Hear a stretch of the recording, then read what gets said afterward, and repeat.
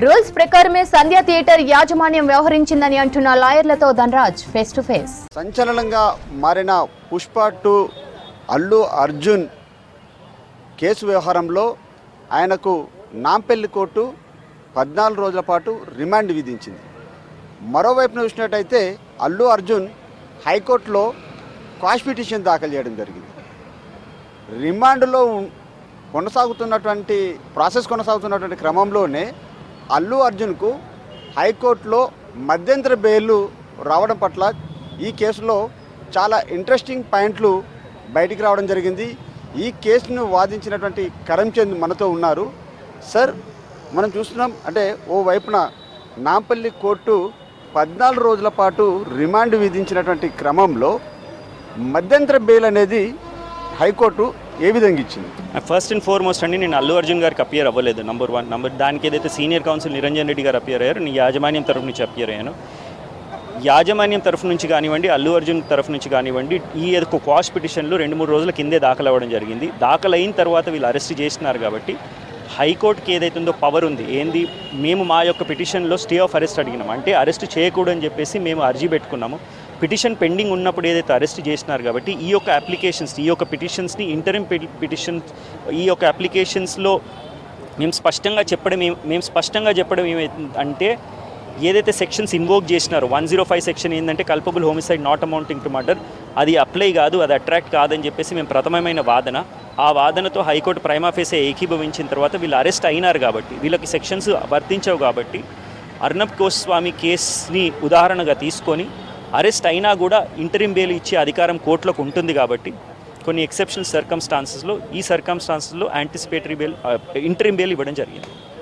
అర్నబ్ గోస్వామి మహారాష్ట్ర అంటే బాంబే కోర్టు ఇచ్చినటువంటి ఆ కేసు తీర్పు ఏమని చెప్పింది, అదేవిధంగా ఇక్కడ అప్లికేబుల్ ఏ విధంగా? కేసు ఫ్యాక్ట్స్ కాదండి, ప్రిన్సిపల్ ఆఫ్ లా ఏంటంటే అక్కడ కూడా 482 క్వాష్ పిటిషన్ వేసిన తర్వాత అరెస్ట్ అయినాడు. అరెస్ట్ అయిన తర్వాత ఆ క్వాష్ పిటిషన్ లోనే బెయిల్ ఇవ్వడం జరిగింది.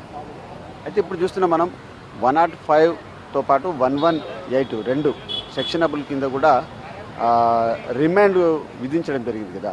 ఓవైపున ఈ కేసులో 7గురిని ఇప్పటికే అరెస్ట్ చేశామని చెప్తారు. A11గా కూడా అల్లు అర్జున్ కూడా చేర్చారు.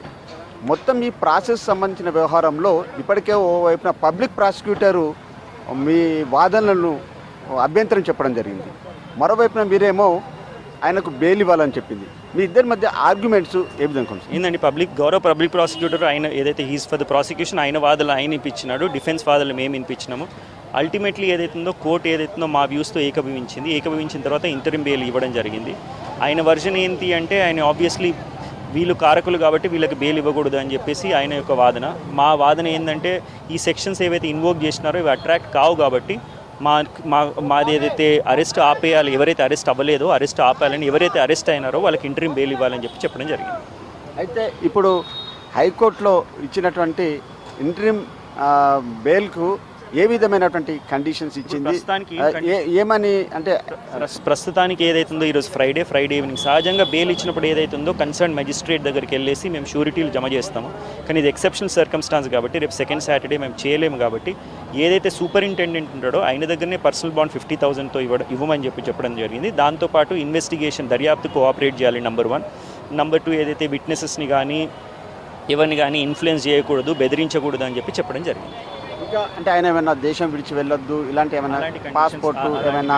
నాకు తెలిసి ఇంకా ఆర్డర్ నేను చదవలేదండి. ఆర్డర్ జడ్జి గారు డిక్టేట్ చేస్తున్నారు. ప్రథమంగా ఏదైతుందో 50,000 పూజీ ఇవ్వాలని చెప్పేసి ఫస్ట్ కండిషన్.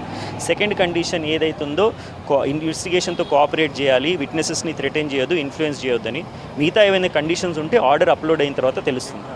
అదేవిధంగా రెగ్యులర్ బెయిల్ సంబంధించినటువంటి ప్రస్తుతానికి ఏదైతే ఉందో 4 వారాల వరకే ప్రొటెక్షన్ ఉంది. దాని తర్వాత మాకు చట్టంలో ఏవైతే హక్కులు ఉంటాయో అవి వాడుకొని రెగ్యులర్ బెయిల్ అయితే రెగ్యులర్ బెయిల్ ఏ ఉంటాయో చూసి అవి అవైల్ చేస్తారు. ఇది హైకోర్టులో అల్లు అర్జున్ అదేవిధంగా సంధ్యా థియేటర్ ఓనర్ తరపున వాదన వినిపించినటువంటి కరంచంద్ చెప్తున్నటువంటి న్యాయవాది.